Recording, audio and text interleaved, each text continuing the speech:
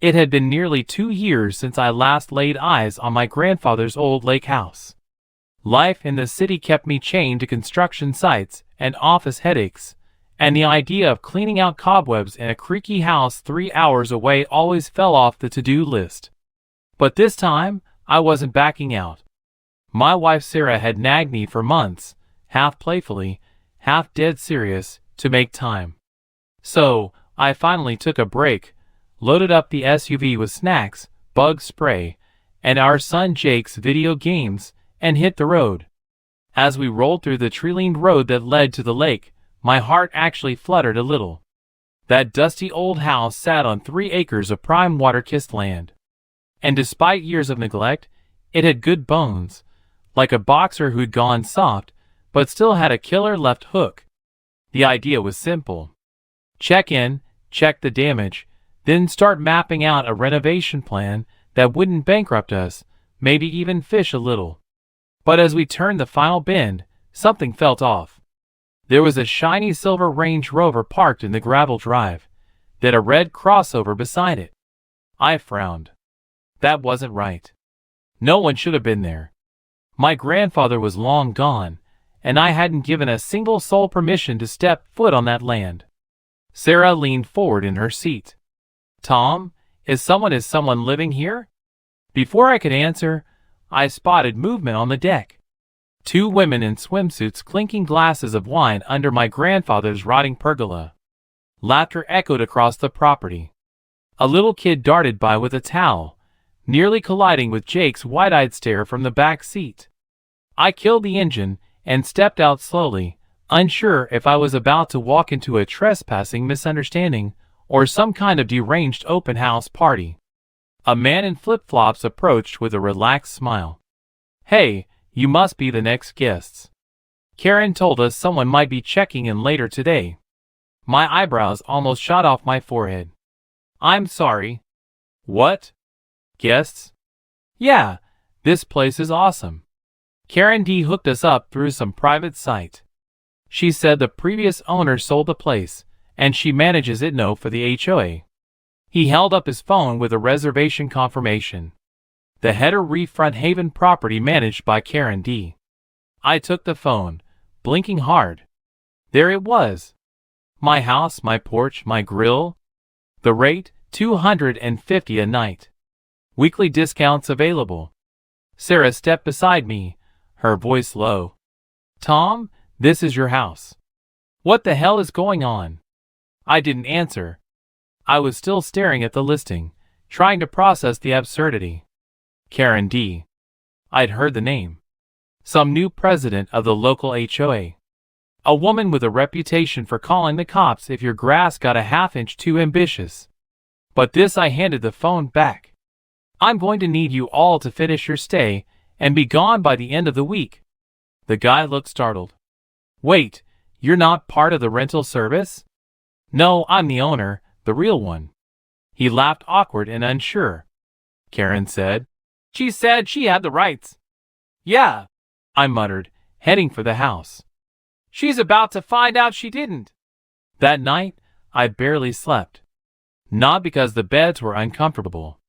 Hell, I hadn't even made it that far, but because I couldn't stop staring at my laptop screen, eyes burning as I clicked through site after site. There it was again and again. My house listed as a luxury lakeside retreat curated by Karen D. and the crown jewel of our HOA managed vacation portfolio. Portfolio? What portfolio? And since when did the HOA run vacation rentals? The listings were slick, professionally taken photos with tasteful lighting, even drone shots I'd never seen before in my life. The grass looked too green. The shutters repainted a glossy navy, and someone had apparently installed hanging string lights along the porch railing. My porch. My damn railing. I clicked on the reviews next, and my stomach twisted.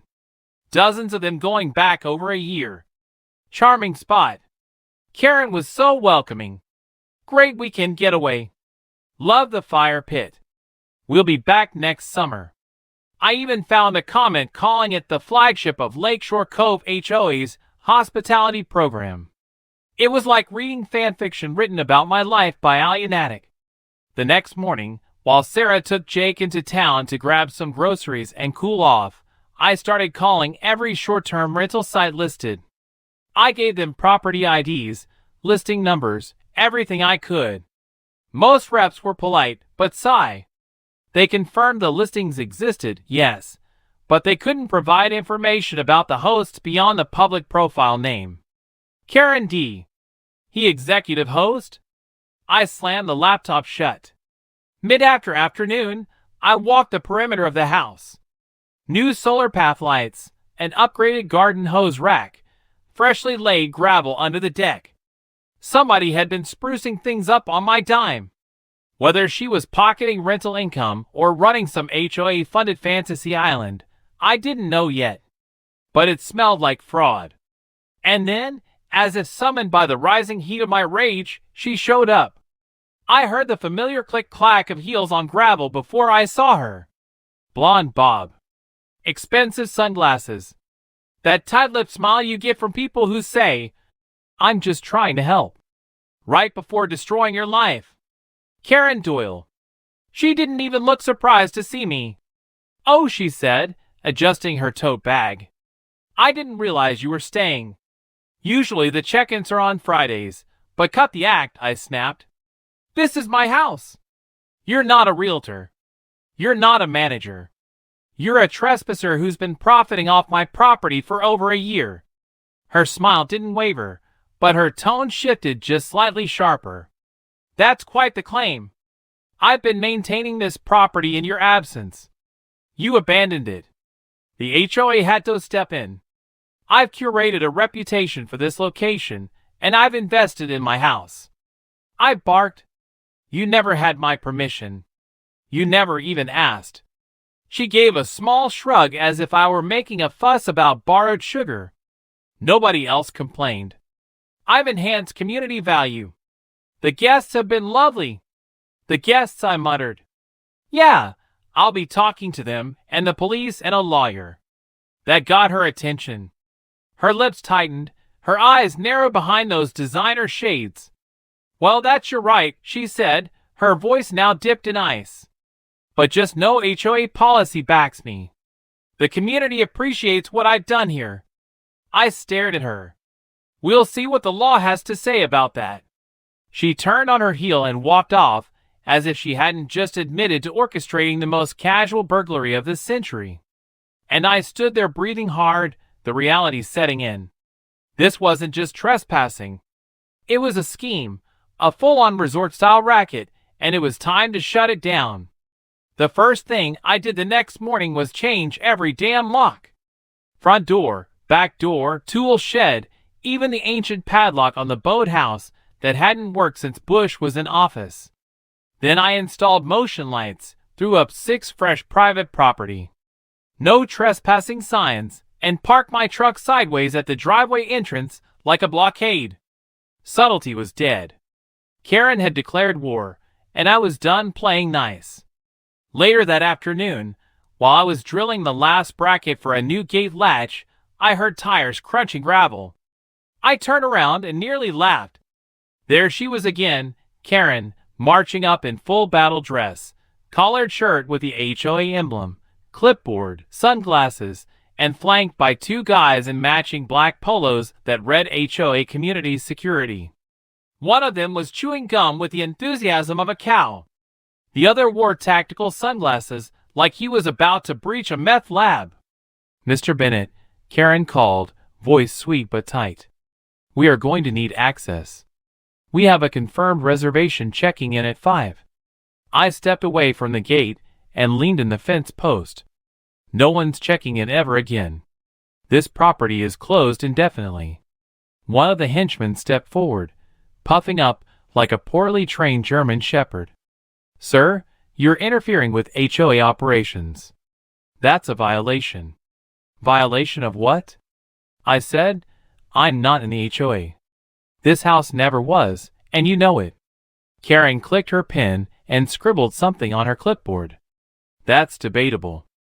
We've been maintaining the grounds. Guests have been scheduled for weeks.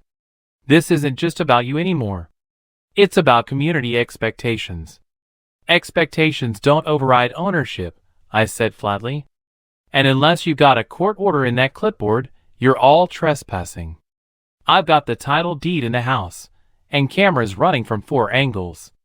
Try me. Karen narrowed her eyes. Then I'm calling the police. You're threatening guests with unlawful occupancy denial. Please do, I said, pulling out my phone. I've been meaning to introduce myself. 20 minutes later, a sheriff's cruiser pulled up. A young deputy got out, one hand resting on his belt as he took in the scene. 3 tense HOA goons and one angry guy with a cordless drill. Karen launched into her pitch, playing the victim. This man is refusing entry to a property that's been publicly rented. He's threatening HOA staff. He's not even listed in our member directory. The deputy turned to me.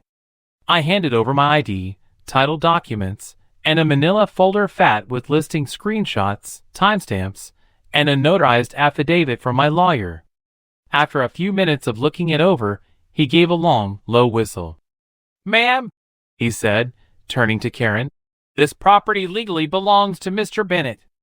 There's no record of transfer, lease, or HOA jurisdiction.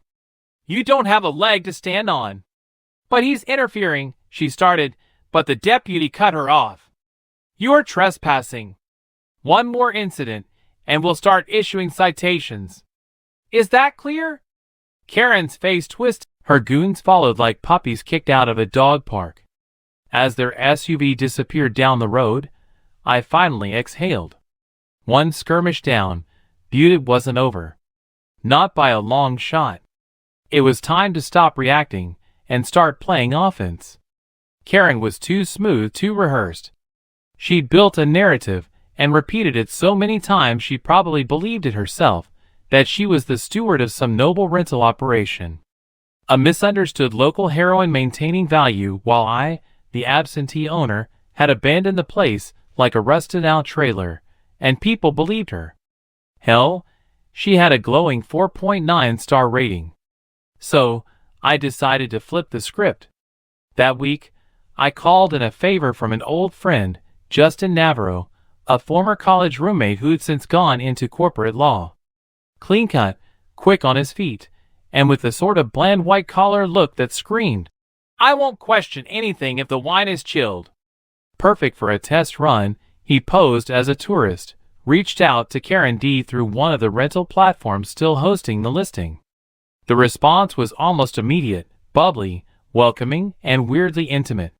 She called herself a community liaison and described the house as part of a private HOA lake experience. There was no mention of me, no disclaimer, not even a hint that she was acting on behalf of someone else. She sounded like she owned the place. The kicker? She even gave Justin a digital welcome packet. It had PDF maps, codes to a keypad lock I'd already ripped out, and a document labeled Limited Property Access Agreement. It looked official, fancy formatting, a fake notary stamp, and a forged signature I recognized instantly. Mine. I watched as Justin forwarded the whole packet to me. Every email, every message, we got her in her own words. Still, we needed a smoking gun, something beyond screenshots. So we went a step further. Justin arrived at the house for check-in on Saturday morning. GoPro strapped discreetly in his shirt button. As planned, he parked down the road and waited. At precisely 11:15, a silver Lexus pulled into the driveway. A middle-aged woman with overprocessed hair and a clipboard stepped out. It wasn't Karen herself, but close, her assistant, Cindy Hale, a local real estate agent who moonlighted as Karen's property consultant. She greeted Justin like he was a celebrity. "Welcome. We're so excited to host you. Karen sends her best. She's tied up at the HOA meeting, but asked me to show you around." Justin played his part to perfection. "So you guys own this place?" "Oh yes," she chirped. "It's part of the HOA portfolio now. The previous owner signed over access a while back, some kind of legal trust thing. Karen manages it all." Justin casually asked. So, this isn't like someone else's property? Cindy waved him off. No, no. All perfectly authorized. You're in good hands. And just like that, we had it on video. Fraud. A fake management claim. A direct lie about ownership. After Cindy left, Justin texted me one sentence. She walked right into it. I almost laughed out loud. This wasn't just a case of someone squatting with charm. It was organized theft, a boutique scam with wine tastings and towel service. And now I had the proof to burn it all down. With Cindy's little monologue now captured on video, the walls around Karen's rental kingdom were starting to buckle. But something still didn't add up. There was too much polish, too many upgrades. I hadn't authorized a single dime to be spent on my property. Yet somehow, the house looked like it had been curated by a Pinterest-obsessed real estate agent on a stimulant binge. So I went digging. I pulled the HOA's publicly available annual budget reports, those dry little PDFs no one ever reads, and spent 3 evenings in the lake house with my laptop and bottle of cheap scotch, clicking through every line item like a forensic accountant with a personal grudge. And there it was listed under community enhancements, and shared use spaces were entries, like wide gazebo repairs $3,400. Deck restoration lakeside zone $7,600, and the one that made me spit whiskey. Jacuzzi replacement premium unit $11,200. There was only one lakeside gazebo in the neighborhood. Mine. Next morning, I tracked down an old contact, Josh, a landscaping contractor who used to work under one of my crews back in this city. I gave him the address and asked if he'd ever done work out here. His reply, a photo of the invoice addressed to Lakeshore HOA work site listed as my property, and signed by none other than Karen Doyle. That was it. She'd been laundering HOA funds to make my house rental ready, probably spinning it as a shared amenity for the neighborhood. In reality, she was boosting her rental income, while HOA dues paid for the string lights and lawn treatments. But the real kicker came the day I got a call from Gary Lom, a guy I'd never met, but who turned out to be the former treasurer of the HOA. He'd heard through the grapevine that someone was finally pushing back on Karen. We met at a diner off Route 41, and over a plate of greasy eggs he spilled everything. She pushed me out, he said, shaking his head. I raised concerns about the finances, funds being spent on non-HOA parcels, invoices that didn't match the maps. A month later, I was voted out in a closed-door meeting. She runs that board like a cult. Then Gary leaned in. And here's something no one wants to talk about. She has a record. Fraud. Petty real estate scam back in Nevada about 10 years ago. She changed her name. Used her maiden name on HOA filings to dodge background checks. I froze. You're serious? Gary nodded. I found it the day she was nominated. I flagged it. They ignored me. Said it was too late to reconsider. I stared at my coffee like it had betrayed me. This woman wasn't just bold. She was experienced. That night, my lawyer ran a check using her original name, Karen Mullins. And there it was. Convicted of wire fraud and falsifying property records in 2012. Pled out, sealed in most databases, but not sealed enough. We gathered everything into a tidy little folder labeled Predatory History Exhibit C. If Karen thought her little rental circus could survive in daylight, she was about to find out what it felt like to get scorched. It happened at 2:42 a.m. Not that I was asleep. I'd been sitting in the living room with a mug of burnt coffee and a loaded browser tab of how to file a civil suit against a homeowners association. That's when my phone buzzed. Motion detected. Backyard. West fence. I glanced at the screen. 3 heat blobs on the thermal overlay. One of them was wearing a backpack. Another held what looked suspiciously like bolt cutters. The third had a damn clipboard. No way. I stepped to the window and peeked through the blinds. There they were, like raccoons in Lululemon, dressed all in black. Well, black and tactical beige. They were crouched near my fence, whispering and gesturing like they were about to breach an embassy, not hop into a middle-aged man's backyard. And leading the charge, Karen Doyle in yoga pants and a windbreaker with HOA President printed in Comic Sans on the back. I nearly choked on my coffee. I switched to my phone camera, hit record, and dialed 911. I didn't whisper. I wanted them to hear me. Hi, yes, this is Tom Bennett. I've got 3 trespassers trying to enter my private property. What appears to be my local HOA president. They're wearing all black and carrying tools. And oh, this is not a joke.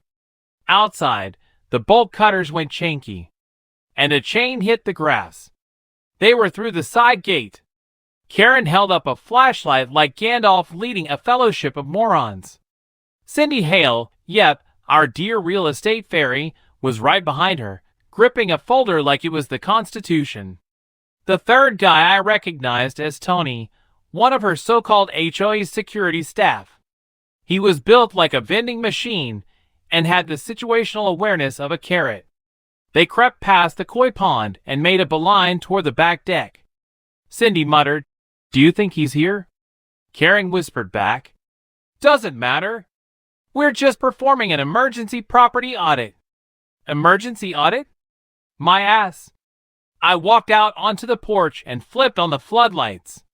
3 deer in headlamps. Karen's clipboard fell into the hydrangeas. "Evening," I said. "Bit early for a brunch meeting, don't you think?" Tony froze mid-step, like a kid caught raiding the cookie jar. Cindy took an actual step back, heels sinking into the mulch. Karen recovered fastest. Of course she did. This property is under HOA inspection. She barked with the confidence of someone who had clearly rehearsed this moment in the mirror. "You're obstructing official community business. You're breaking and entering," I replied. "And there's about to be a 4th person joining this conversation. He has a badge." As if on cue, headlights lit up the trees. Sheriff's cruiser. Blue and red strobes painting the scene like a low-budget rave. Deputy Daniel stepped out, blinking like he couldn't believe what he was seeing. "Karen, why are you on this man's property at 2:45 in the morning?" She straightened her spine, like she was preparing to accept an Oscar. "Officer, we're investigating irregularities in community access." "I have authorization." Daniels cut her off. "You do not. I've reviewed the case. This property is not under HOA jurisdiction, and unless you're auditioning for a very stupid reboot of Ocean's 11, I suggest you shut it down." Tony raised his hands. "I was just here to carry stuff." "Yeah," I said, like the bolt cutters. Karen sputtered. "You don't understand. This property is vital to community image. It belongs to us in spirit." Daniels pulled out his cuffs. But she nodded. "Karen Doyle," he said calmly, "you are under arrest for trespassing, attempted fraud, conspiracy to commit unlawful entry, and possibly my favorite, bringing a clipboard to a felony." As he clicked the cuffs, she yelled, "This is a witch hunt. I am the face of this neighborhood. I have rights." He guided her toward the cruiser. "And I have a booking sheet. Let's compare notes." As the cruiser drove off, lights fading, I stood barefoot on my deck in pajama pants and a robe, sipping what was left of my coffee. Not a bad start to the morning. Courtroom smelled like polish and tension, a mix of lemon disinfectant, old wood, and suppressed rage. Karen sat at the defendant's table in a navy blue blazer, at least 2 sizes too tight for her ego.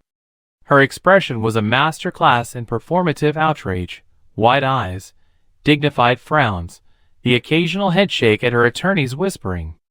Beside her, Cindy fidgeted like a kid about to take a math test in a language she didn't speak. Tony wasn't present. He'd flipped and taken a plea deal in exchange for testifying. Smartest move he ever made. My lawyer, Paul Keller, silver-haired, steel-nerved, and built like a courtroom predator, stood tall with a stack of files and an expression that said, "I eat fraud for breakfast." Opening statements were fire and gasoline. Karen's defense tried to argue that the entire incident was a misunderstood property arrangement, that she had been fulfilling a communal need and believed in good faith that the house had been abandoned. Paul stood and simply said, "We'll prove otherwise with her own words, her forged documents, and her previous felony record." The courtroom stirred. Karen's eyes twitched. Over the next 3 days, the prosecution brought out everything. Video of Cindy falsely stating that the home was part of the HOA portfolio. Copies of invoices paid from HOA funds for my landscaping and jacuzzi. Screenshots from Karen's rental accounts, the fraudulent welcome packet with a forged signature. And finally, Paul's pièce de résistance, her prior conviction for wire fraud in Nevada under her maiden name, Karen Mullins. When that detail hit the room, it was like someone dropped a bowling ball in a kiddie pool. Karen's smirk cracked. Her attorney palled. They tried to object. They tried to deflect. But the record was there. She had lied on HOA officer paperwork, lied to rental platforms, lied to the community. The jury took less than 4 hours. Verdict: guilty on all civil counts, criminal charges, trespassing, attempted fraud, falsifying records, illegal short-term rental income, misuse of HOA funds. The sentence: 1 year probation, 500 hours of community service, full restitution to me in the amount of $85,000 plus $27,000 in legal expenses, a permanent bar from holding any HOA-related office anywhere. When the judge asked if I had anything to say, I stood and said, "I just want my house back without tourists, trespassers, or tactical clipboards." Even the court reporter laughed. Karen didn't. Her empire had crumbled into mulch and laminated lies. 3 weeks later, we held a party, a real one this time. No guests checking in via app, just friends, neighbors, family, hot dogs, beer, and the best damn potato salad Sarah had ever made. We called it the Unbooking Barbecue. Everyone from the HOA board came, the new board. Turns out Karen's downfall inspired half the community to vote her cronies out and replace them with people who had souls. One elderly neighbor even brought a piñata shaped like a clipboard. It died swiftly and loudly, but the moment everyone remembers happened just before sunset. Jake and I were up on the ladder, tools in hand, mounting the new custom metal sign onto the front gate. When I stepped down, Sarah handed me a cold beer and pointed to the small crowd gathering to read it. The sign read, "Private property, not for rent, not for HOA. If your name is Karen, turn around." Below that, in smaller letters, "Trespassers will be fed to the koi." Seriously, people cheered. Someone played Another One Bites the Dust. Even the sheriff showed up later and asked to take a selfie with the sign. As dusk fell over the lake and laughter drifted through the trees, I leaned back in my chair and looked at the house. My house, no strangers in the hot tub, no forged contracts, no HOA ninjas lurking in the bushes, just peace, family, and the faint glow of a string light I actually approved. And if Karen ever tried to step foot on my property again, well, the koi were hungry.